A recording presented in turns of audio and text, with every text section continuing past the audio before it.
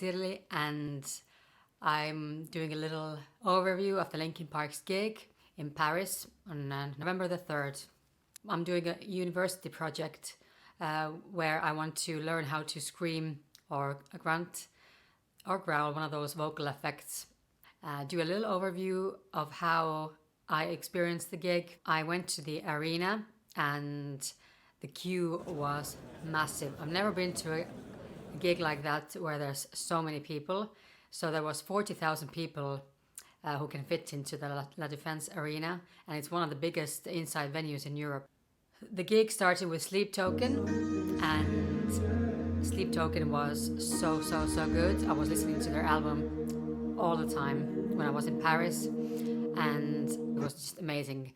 The way Essel sang was just beautiful, and he went from a falsetto into the screaming part. It was just amazing. An amazing performance, really.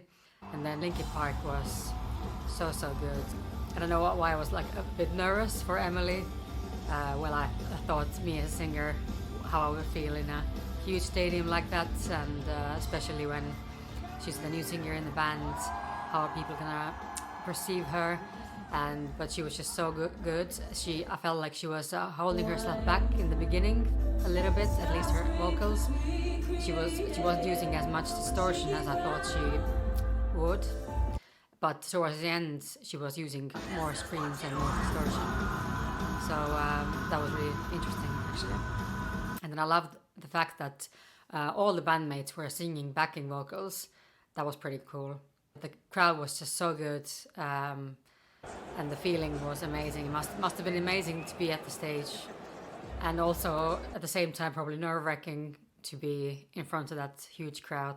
When they played Crawling, I was just amazed, because I thought I was never going to see them live, and this was the first time I saw them live, and it wasn't quite the same without Jester, but it was a new Linkin Park, and then I loved the new songs. The crowd knew all the lyrics to the new songs, and yeah, it was just amazing, especially when Emily was singing over each other with the guitar, and it was just her as the focus of the performance.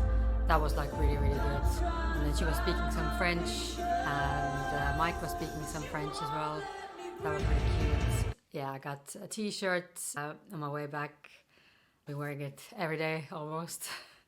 And I've been watching the Paris videos every day after the gig. And I got so much inspiration out of that gig to practice and to learn, even the stage presence, and, see how they interacted on the stage with each other and with the crowd. That was amazing to see, and I can't wait to learn how to use distortion, and hopefully I can learn some of the Linkin Park songs, and I can demonstrate those vocal techniques I've learned. So stay tuned. Thank you for watching.